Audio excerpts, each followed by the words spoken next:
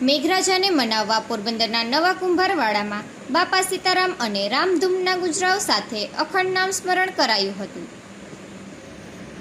ચાલુ વર્ષે વરસાદની ખેંચ વર્તાઈ રહી છે, ત્યારે મેઘરાજાને મનાવવા અને સમગ્ર પંથકમાં સારો વરસાદ વરસે તેવા શુભ આશય સાથે પોરબંદરમાં ભક્તિમય આયોજન કરવામાં આવ્યું હતું।